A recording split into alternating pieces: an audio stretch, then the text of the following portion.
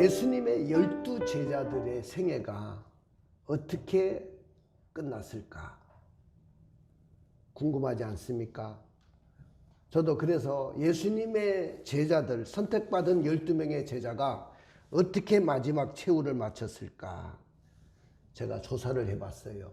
조사를 해봤더니 수제자 베드로는 로마에서 십자가를 지는데 거꾸로 십자가를 지고 죽었습니다.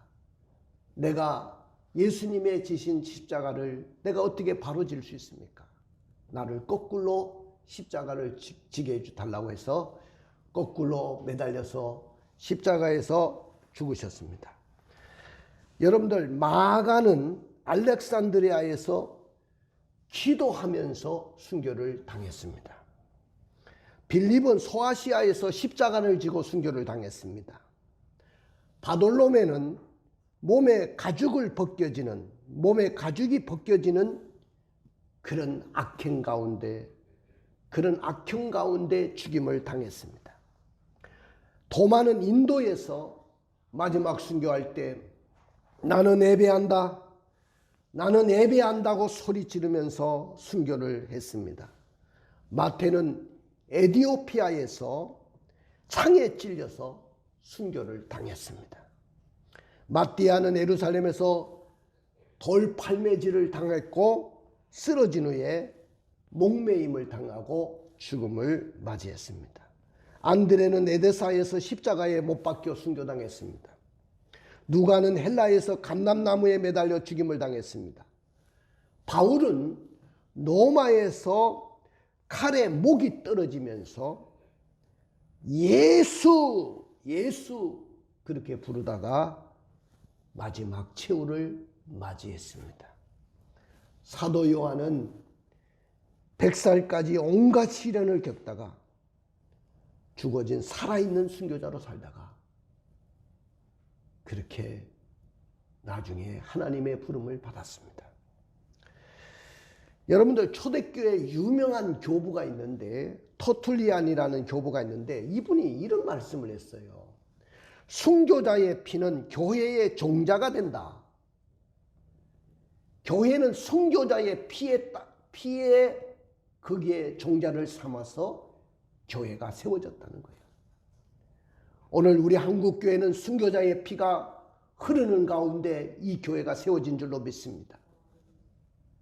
이 교회가 세워질 때도, 우리 왕성교회가 세워질 때도 누군가가 순교적인 사명을 감당했기 때문에 이 교회가 세워진 줄로 믿습니다. 그러니까 그리스도인들이 시련의 강야를 통과하지 않고 그냥 적과 꿀이 흐르는 가나안 땅, 그 가나안 복지를 내가 가겠다는 그 욕심을 낸다고 한다면 그것은 너무 이기적인 삶이라는 것입니다. 여러분들, 우리가 이 땅에 살면서 우리가 하나님의 나라에 들어가려는 마음을 갖고 있는데, 하나님 나라에 들어가려고 하면은 많은 환난을 겪어야 된다는 겁니다. 여러분들, 저는 먼저 시간부터 팔복 시리즈를 쭉 강해를 했어요. 처음에 우리의 심령이 가난한 자가 되고 나는 아무것도 아닙니다, 나는 무소유자입니다 라고 내 마음이 가난해지면 뭐가 열린다? 천국이 열린다고 했어요. 할렐루야, 믿습니까? 천국이 열린다고 했어요. 천국이. 자, 하늘에 천국이 탁 열리니까요, 어떤 역사가 일어납니까? 천국이 열리니까 내 마음속에 애통함이 일어납니다. 여러분들, 천국을 본 자는 애통함이 일어날 수밖에 없어요. 펑펑 우는 거예요. 이 좋은 예수를 내가 왜 이렇게 늦게 믿었을까? 또 지난 날에는 내가 왜 이렇게 예수를 제대로 믿지 못했을까? 천국이 보여지니까 펑펑 울게 됩니다. 애통함이 일어납니다. 이렇게 애통하는 심령 마음속에는 어떤 역사가 일어나고 어떤 축복이 주어집니까? 위로가 옵니다. 근데 이 위로가 사람으로부터 오는 위로가 아니에요. 내가 옛날에는 가족들로부터 위로를 받으려고 했습니다. 남편으로부터, 아내로부터, 심지어는 자식으로부터, 또 내 주위에 있는 친구들로부터, 이웃들로부터 위로를 받으려고 했는데, 교회까지 와서 목사님에게까지 위로받으려고 했는데, 내가 하늘의 위로를 맛보고 나니까 더 이상 사람의 위로가 그렇게 기대스럽지 않습니다. 여러분들, 이렇게 하늘의 위로를 맛본 사람은 어떻게 됩니까?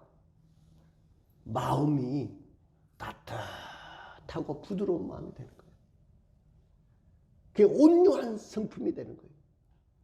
마음이 따뜻하고 부드러운 마음이 되니까 사람들이 내 주위에 모여들기 시작합니다.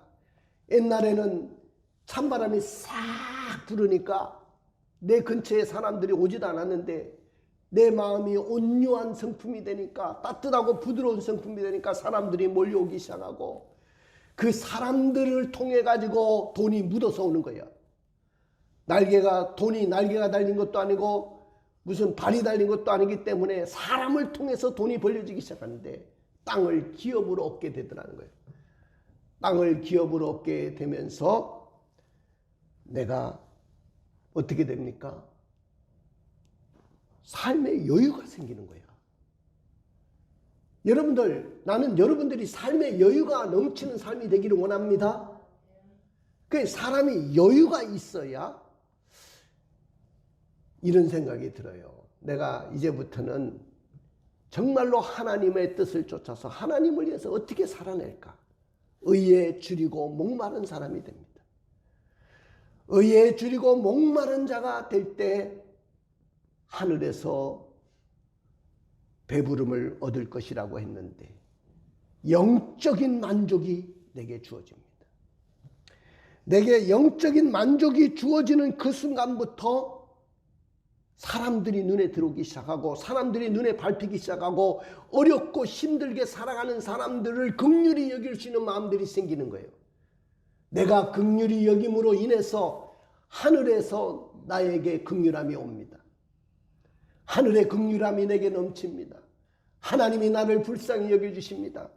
하늘의 긍휼함이 넘치는 그 순간부터 내 마음이 청결한 마음이 되는 거예요. 마음이 청결하니까 하나님을 보게 됩니다. 하나님의 보좌에 앉으신 주님을 보게 돼요. 하늘의 그 놀라운 그 하늘을 보게 되는 그 순간부터, 하나님을 보게 되는 그 순간부터 내가 하나님을 본 자인데 이 세상에 어떻게 살아갈 수 있습니까? 분쟁과 다툼이 있는 나의 가정 속에, 내 사회생활 속에, 교회 가운데 분쟁이 있을 때, 국가와 국가의 분쟁이 일어났을 때 내가 피스메이커가 되고 화평케 하는 자가 되는 것입니다. 내가 화평케 하는 자가 될 때, 그때 비로소 너는 하나님의 아들이야, 너는 하나님의 딸들이야, 이 소리를 그때부터 듣게 되는 거예요. 아무나 그 소리 듣는 거 아닙니다. 너는 하나님의 아들이야, 너는 하나님의 딸들이라는 말을 듣게 되는 그 순간부터 우리에게 뭐가 있냐면은 이때부터 박해가 시작돼요. 그런데 이 박해라는 것은요, 너무너무 귀한 거예요.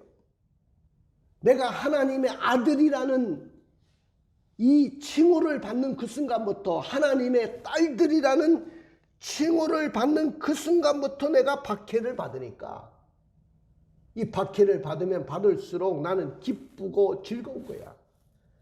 그래서 아까 예수님의 12 제자들이 다 목을 내걸고 생명을 내걸고 순교를 할 수 있는 그 마음이 어디서 생기냐면은, 내가 하나님의 아들이라는 그 칭호를 받는 순간부터 세상이 나를 박해하기 시작하는데, 순교를 당해도 천국이 저들의 것이기 때문에, 천국이 나를 기다리고 있기 때문에 내가 주를 위해서 목숨까지도 버릴 수 있는 신앙과 믿음이 되는 줄로 믿습니다. 할렐루야. 우리 한번 읽어보십시다. 10절의 말씀을 읽어주세요. 의를 위하여 박해를 받은 자는 복이 있나니 천국이 그들의 것이니라. 그 다음에 11절 읽어주세요. 나로 말미암아 너희를 욕하고 박해하고 거짓으로 너희를 거슬러 모든 악한 말을 할 때에는 너희에게 복이 있나니. 그렇습니다. 12절입니다. 기뻐하고 즐거워하라. 너희에게 너 하늘에서 너희의 상이 크니라. 너희 전에 있던 선지자들도 이같이 박해하였느니라. 할렐루야. 의를 위하여 박해를 받는 자가 복이 있나니. 근데 박해는 아무나 받는 것이 아니라고 했죠. 너는 하나님의 아들이야, 너는 하나님의 딸이라는 그 말을 듣는 그 순간 될 때 박해가 있는 거야. 근데 예수 30년 40년 믿어도 죽을 때까지 한 번도 핍박 한 번 받아보고 어려움도 없이 환난도 없이 그냥 세상 떠난 사람 많습니다. 어떻게 그런 일이 있습니까? 제대로 예수를 못 믿은 거야. 하나님의 아들이라는, 하나님의 딸이라는 말 한 번도 들어보지도 못하고 제대로 예수를 믿지 못한 거야. 식구들도 저 사람이 교회를 다니는 사람인지 교회를 안 다니는 사람인지, 세상 사람들 친구들도 저 교회 다니는 사람 맞아? 그 소리 한 번 들어보지 못했는데 무슨 핍박이 있어요? 핍박 없어요. 내게 핍박이 온다는 것은 내가 그만큼 나의 믿음이 살아있다는 거예요. 내 믿음이 진짜 믿음을 가지고 있다는 거예요. 내 믿음이 진짜 믿음이 되는 그 순간부터 박해가 있는 거예요. 아무에게나 박해가 있는 것이 아닙니다. 왜 예수님은 의를 위해서 박해를 받는 자가 복이 있다고 했을까요? 이 시대를 살아가는 우리가 어떻게 박해를 이겨낼 수 있을까요? 오늘 저의 설교 제목은 천국이 그들의 것입니다. 한번 따라 봅시다. 천국이 그들의 것입니다. 그 천국이 누구의 것이에요? 의를 위해서 박해를 받는 자에게 천국이 저들의 것입니다. 사랑하는 성도 여러분, 그러나 우리는 하나님의 나라의 일을 위해서 박해를 받지 않으려고 합니다. 그냥 예수 믿어도 굉장히 쉽게 믿고 싶고 편안하게 믿고 싶고 누구한테 욕 안 얻어먹고 누구한테 예수 믿는다고 뭐 핍박과 환난을 당해보지도 않고 그렇게 예수를 믿고 싶은 거야. 교회를 다녀도 그냥 아주 그냥 포스럽게 그냥 예수를 믿고 싶은 거야. 여러분들 그런 사람은 욕도 안 얻어먹어요. 욕 얻어먹을 수도 없고. 여러분들 그렇기 때문에 많은 사람들은 하나님의 나라의 일을 위해서 박해를 받으려고 하지 않습니다. 왜 하나님의 나라를 위해서 박해를 받으려 하지 않습니까? 그것은 참 믿음이 없기 때문에 그래요. 아까도 이야기했지만 여러분들에게 참 믿음이 있다고 한다면 박해가 반드시 오게 돼 있어요. 우리 가족 중에도 참 믿음이 있는 사람은 가족들로부터 박해를 받게 돼 있어요. 저 많이 박해를 받았어요. 저 그냥 우리 가정 예수 믿는 집안 만든 거 아닙니다. 6남매 우리 형제들 중에 예수 믿는 사람 나밖에 없었어요. 우리 어머니조차도 예수를 안 믿는 분이었잖아요. 그러니까 얼마나 제가 박해를 받았겠습니까? 저는 호적에서 나를 판다고 했어요. 그래요. 호적에서 파내십시오. 나는 하나님 나라에 기록되어 있습니다. 내 족보에서 내 이름을 파세요. 너는 내 자식이라고 내 형제라고 생각하지 않는다. 예, 그렇게 하십시오. 나는 하나님의 자녀가 된 것이 더 귀합니다. 이겨낸 거예요.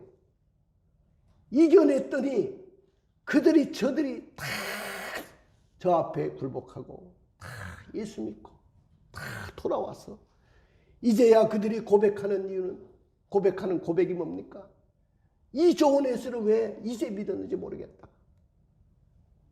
우리 이 목사가 너무너무 귀하다. 너무너무 감사하다.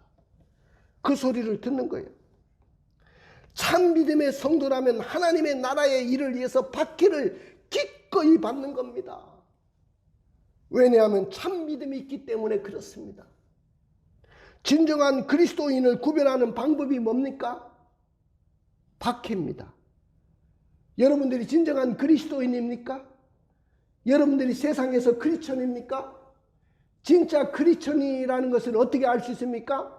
박해를 받으면 그 사람은 진짜 크리스천이에요. 근데 세상에서 박해를 받지 못하고 세상에서 살아간다고 한다면 그 사람은 진짜 믿음의 사람이 아니었던 거예요. 직장 가운데도 진짜 믿음의 길을 걸어가는 사람은 박해를 받게 돼 있고, 예수 믿는다는 그 이유 때문에 세상으로부터 욕을 얻어먹고 핍박을 당하는 거야. 야, 예수쟁이야. 너 예수쟁이였네. 나는 예수쟁이라는 말이 너무너무 좋았어요. 자, 쟁이라는 말은 탤런트, 기술자라는 말이거든요. 너는 예수 믿는 기술자야. 아무나 기술자가 됩니까? 아무나 땜쟁이가 됩니까?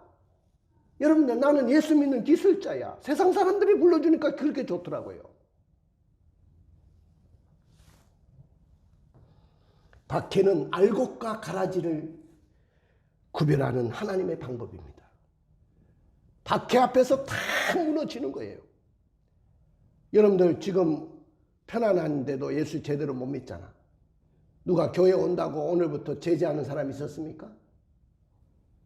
그런데 이런 편안한 가운데서도 예수 못 믿는데, 만약에 김정은이가 내려와가지고 총뿌리를 부여대고 너 예수 믿을 거야 안 믿을 거야? 내가 맨날 물어보잖아. 우리 박광훈 의사한테 만만하니까 물어보는데 예수 믿을 거야 안 믿을 거야? 그러면 믿어요! 그러는데 얼마나 기분 좋은지 몰라. 안 믿는다 했으면 내가 가짜배기로 키웠잖아, 집사님을. 여러분들, 정말로 핍박과 어려움이 왔을 때 그때도 예수 믿겠다고 고백하는 사람이야만이 진짜 믿음의 사람 아닙니까? 그 다음에 왜 하나님의 나라의 일을 위해서 박해를 받으려고 하지 않습니까? 적당히 세상과 타협하기 때문에 그렇습니다. 여러분들, 세상에 적당히 타협을 하면 박해도 없고 핍박도 없고 욕도 안 얻어먹어요. 오늘부터 박해 안 받으려고 하면, 욕 안 얻어먹으려고 하면 세상 사람들과 똑같이 살아가세요. 세상처럼 사세요. 세상 사람들이 술을 먹고 세상 사람들이 방황하고 방탕하고 그렇게 사는 것처럼 살면 세상이 나를 욕하지 않아요. 너 예수 믿는다고 욕하지 않습니다. 자기들하고 똑같은데 왜 나를 욕합니까? 자기들하고 똑같이 행동하는데 왜 욕합니까? 욕 안 얻어먹습니다. 그런데 그들하고 구별되게 사니까 그들이 그때부터 비판하는 거예요. 야, 너 옛날에 술 잘 먹었잖아. 근데 너 예수 믿는다고 왜 술 안 먹냐? 그러면서 욕하는 거야. 야, 너 옛날에 나하고 똑같이 방탕한 삶을 살았잖아. 근데 네가 왜 어떻게 이렇게 달라졌냐? 그러면서 욕을 하는 거예요. 세상과 적당하게 타협하면 욕도 안 얻어먹고 또 우리를 핍박하지 않습니다. 옛날에 세상을 구원하러 오신 예수를 누가 그렇게 핍박을 했습니까? 사단이 핍박을 했어요. 사단이 이용하는 권력자들, 그 당시 헤롯 왕, 이런 권력자들, 그리고 대제사장, 또 서기관들, 종교 지도자들을 이용해가지고 예수를 핍박했어요. 근데 오늘날은 그들의 부하들인 이 귀신들이 예수 믿는 사람들을 핍박을 합니다. 그래서 오늘 성경에 보니까 이렇게 말씀을 했어요. 디모데후서 3장 12절을 읽어보실까요? 무릇 그리스도 예수 안에서 경건하게 살고자 하는 자는 박해를 받으리라. 여기 보세요. 무릇 그리스도 예수 안에서 경건하게 살고자 하는 자는 뭐가 있어요? 박해를 받게 돼 있어요. 진짜 믿음의 사람으로 살아내려고 하는 사람은 박해를 받게 돼 있어요. 여러분들, 세상과 적당하게 타협하면 박해도 없고 사람들이 나를 욕하지도 않아요. 그 교회 다니는 거 참 어렵지도 않습니다. 왜? 그들과 똑같이 살아가는데 그들이 나를 욕할 이유가 없어요. 자, 내가 만약에 우리 가정에서 내가 학교 다닐 때 그들처럼 살았다고 한다면, 야, 제사 지내야 된다? 우리 형님이 그랬으면, 예, 제사 지낼게요. 좀 널쭉하고. 그렇게 했으면 우리 형님이 나를 그 당시에 예수 믿는다고 미워할 이유도 없었잖아요. 근데 나는 절대로 제사를 못 모십니다. 우리 아버지 앞에서는 내가 절을 하지, 우상 앞에 내가 왜 절을 합니까? 그렇게 학고부동한 신앙을 가졌기 때문에 핍박이 있었던 거죠. 박해와 비난과 모욕은 그리스도의 성령을 받은 모든 일을 기다리고 있습니다. 여러분들, 박해의 성격은 시대에 더불어서 변하고 있지만은 원칙적인 기초적인 정신은 변하지 않고 있어요. 사단은 그들을 고문하고 그들에게 핍박을 주고 나중에는 사형을 시키고 죽음으로 그들을 몰고 갑니다. 근데 그들은 죽음으로 승리해서 천국이 그들을 기다리고 있습니다. 자, 많은 옛날부터 믿음의 사람들이 풀무불에 던져지기도 했어요. 평소보다도 7배나 더 뜨거운 풀무불에 들어갔습니다. 그런데도 하나님께서 그들을 지켜주셨어요. 다니엘은 사자굴에 던져져서 사자의 밥이 되겠지만은 사자의 입을 틀어막고 하나님이 다니엘을 건져내셨어요. 오늘 여러분들, 사랑의 첫 번째 정의가 뭔지 압니까? 오래 참는 것이라고 가르칩니다. 참된 사랑은 그가 사랑하는 그 대상을 위해서, 우리를 사랑하는 대상이 누굽니까? 그 하나님이 있고 예수님 아닙니까? 그분을 위해서 목숨을 걸고 순교를 하는 거예요. 이것만큼 더 귀한 것이 없어요. 그래서 사람들이 왜 순교할 수 있느냐를 여기서 알 수가 있는 거죠. 야, 어떻게 예수 믿는다고 순교를 할 수 있어? 여러분, 순교할 수 있습니까? 욕도 안 얻어먹으려고 하는 사람들이, 가정에서도 예수 믿는다고 욕도 안 얻어먹으려고 하는 사람들이 어떻게 내 목숨을 내놓을 수가 있느냐, 그 말이죠. 요한복음 15장 19절을 읽어보십시다. 너희가 세상에 속하였으면 세상이 자기의 것을 사랑할 것이나 너희는 세상에 속한 자가 아니요 도리어 내가 너희를 세상에서 택하였기 때문에 세상이 너희를 미워하느니라. 너희들이 세상에 속했으면 세상이 너희들을 미워할 이유가 없다. 세상이 자기의 것을 사랑하기 때문에. 그런데 너희들이 세상에 속하지 않았기 때문에 세상이 너희들을 미워하는 것이라는 거예요. 여러분들, 오늘날 교회가 주의해야 할 중요한 문제가 더 있어요. 그것은 사도 바울이 말씀한 것처럼 무릇 그리스도 예수 안에서 경건하게 살고자 하는 자는 박해를 받으리라 했는데, 박해의 불이 지금 꺼진 것처럼 보여요. 지금 한국교회 박해의 불이 다 꺼졌어요. 한국교회 더 이상 박해하지 않습니다. 왜? 스스로가 한국교회가 국가 앞에 백기를 다 들었어요. 내가 국가가 하라는 대로 할게요. 죽어도 나는 예수 믿고 죽어도 나는 예배드립니다 라고 고백을 했다면, 정부가, 종교의 자유가 있는 이 정부가 교회를 마음대로 그렇게 하지 않았을 거예요. 그런데 교회가 먼저 자기들이 백기를 든 거야. 오늘날 마찬가지로 한국교회는요, 더 이상 순교의 불이 붙질 않았습니다. 다 꺼졌습니다.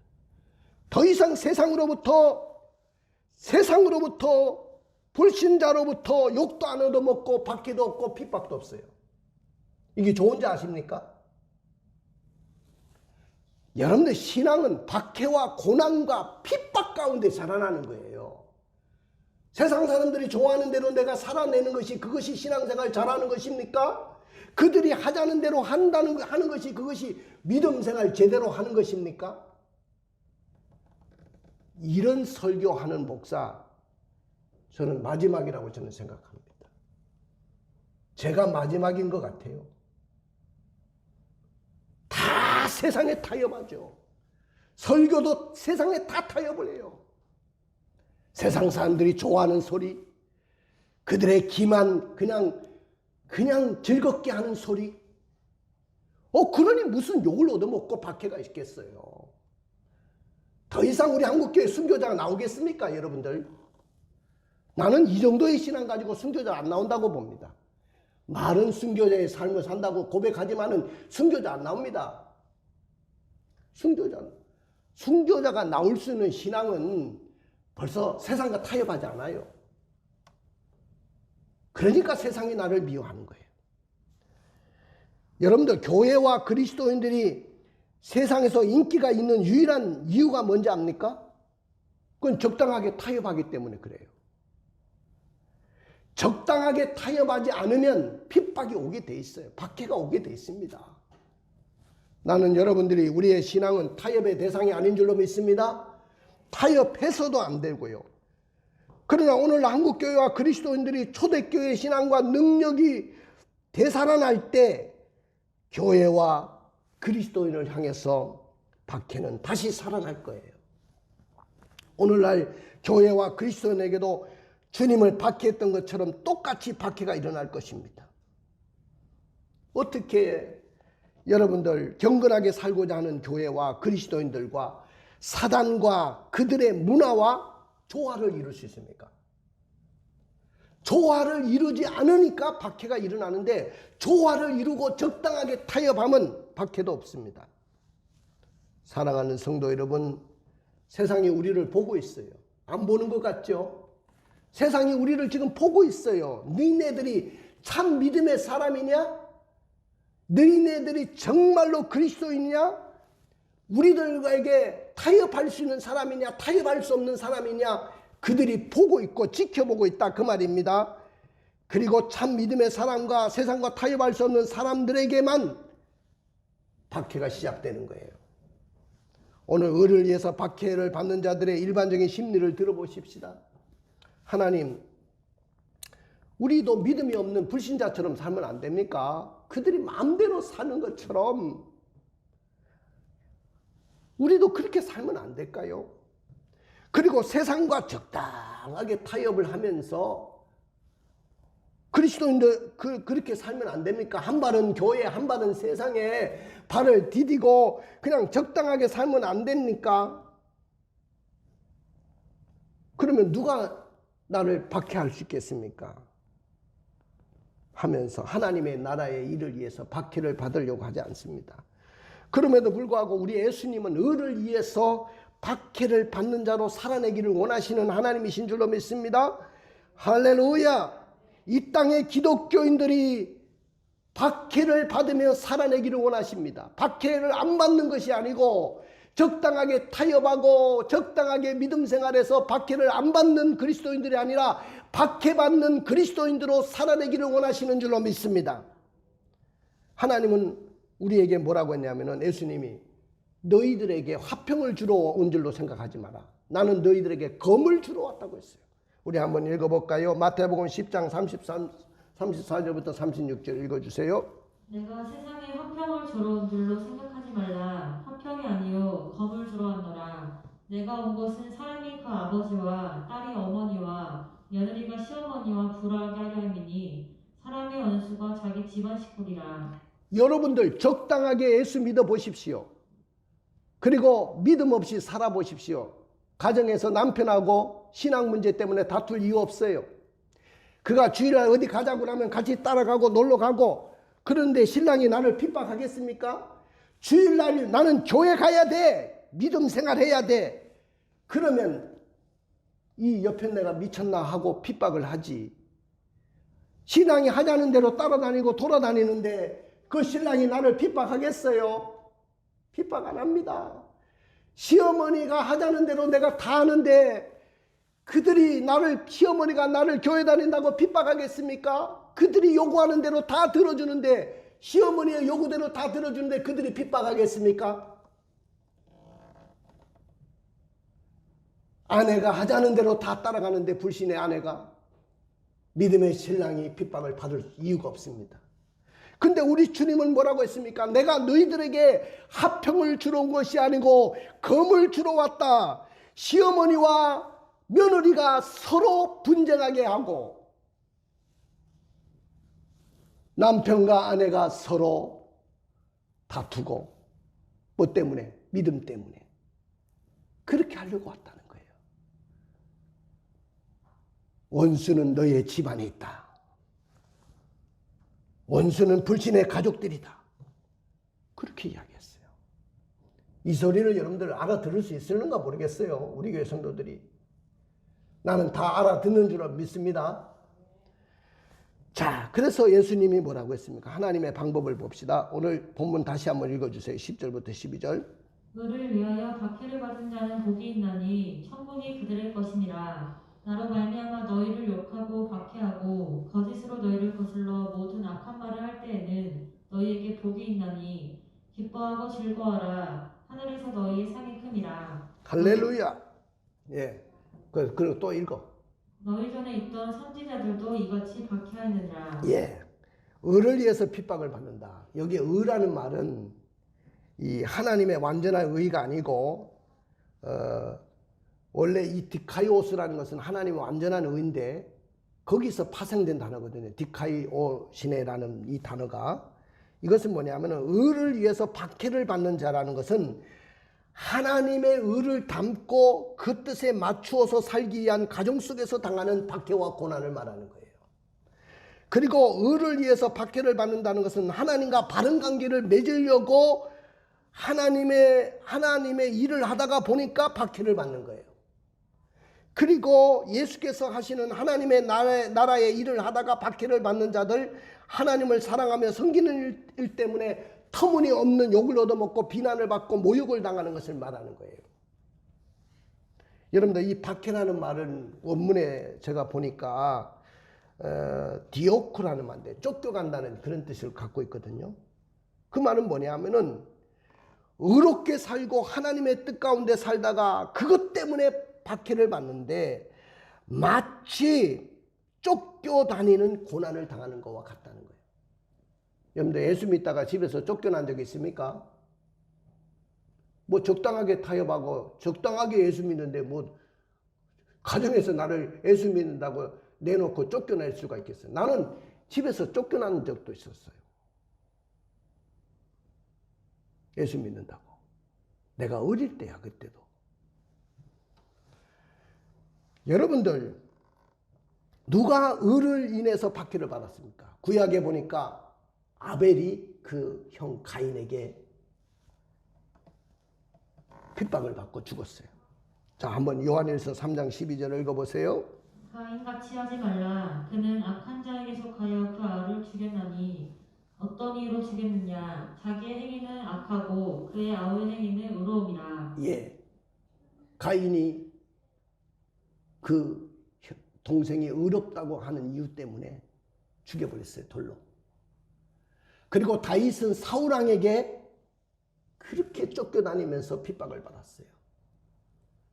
그때 얼마든지 사울왕을 죽일 수 있는 기회들이 몇 번 왔는데도 불구하고 그의 옷자락만 잘랐어요.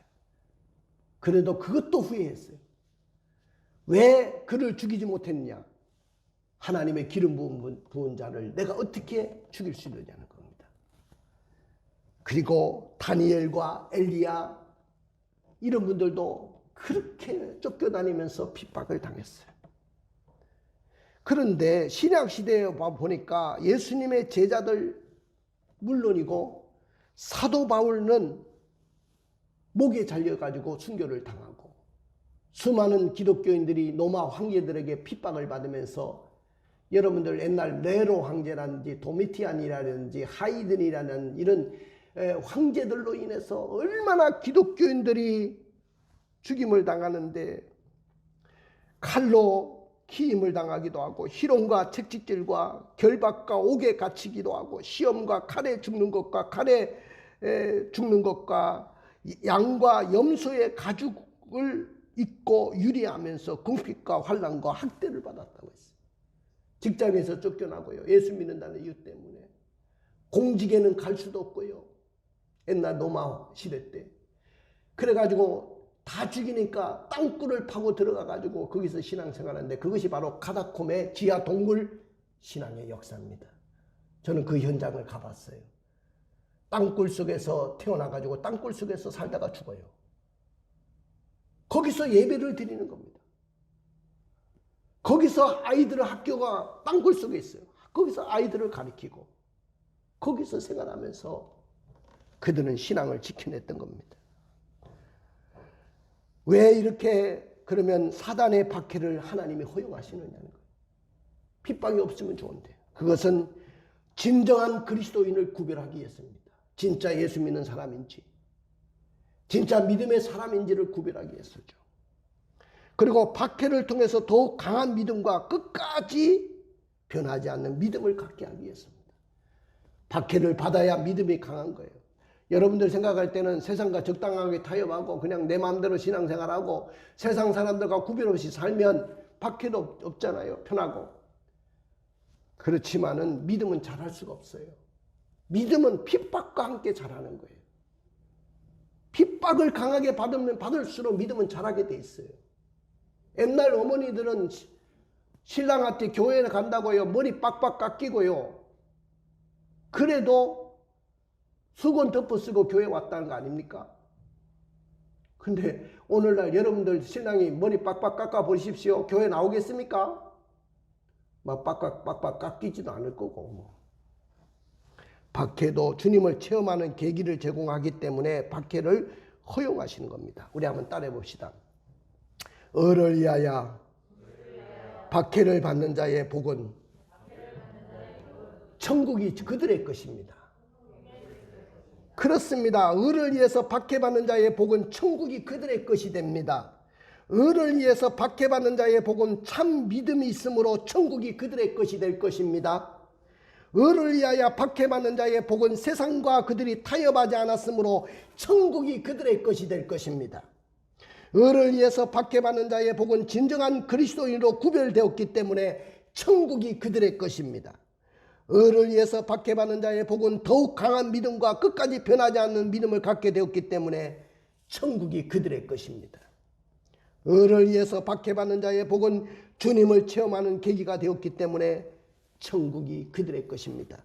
그러나 만약에 우리가 을을 위해서 박해를 받는 일도 없다고 한다면 우리는 참 믿음의 소유자도 될 수 없을 것이고 세상과 타협하는 자가 되어서 천국의 주인공이 될 수가 없을 겁니다. 그러므로 을을 위해서 박해받는 자는 복은 천국이 그들의 것입니다. 을을 위해서 박해받는 자의 복이 뭡니까? 천국이 저들의 것이라고 했고 이 천국은 죽어서 가는 천국이야. 물론 주님 앞에 가서 영광을 누리는 죽음이지만은 이 땅에서도 심령천국이 이루어져요. 내 마음속에 천국이 이루어집니다.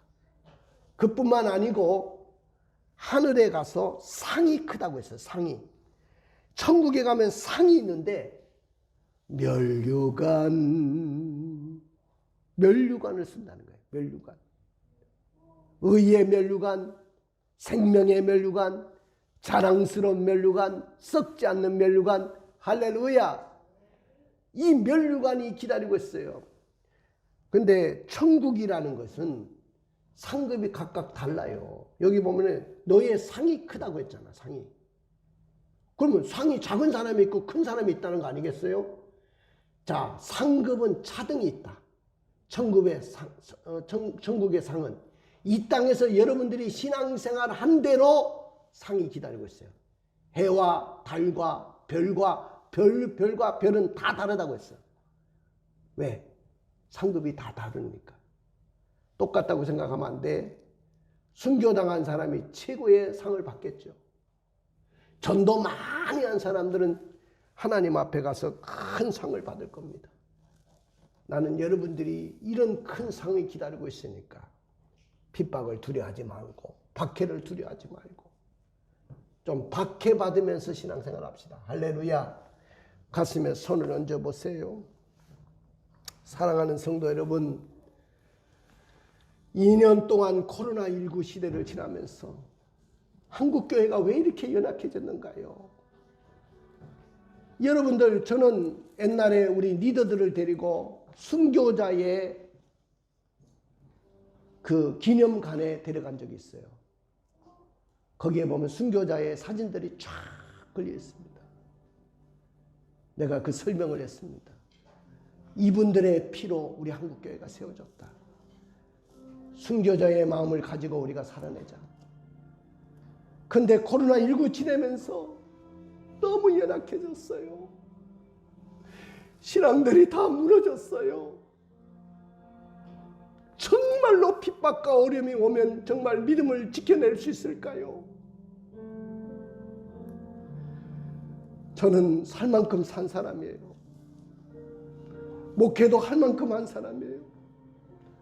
그런데 신앙생활하는 거 보니까 너무 안타까워요. 지켜내야 됩니다. 생명 내걸고 우리는 핍박이 와도 어려움이 와도 믿음으로 승리하는 여러분들 되시기를 원합니다. 할렐루야. 일어나셔서 찬양하며 나가겠습니다.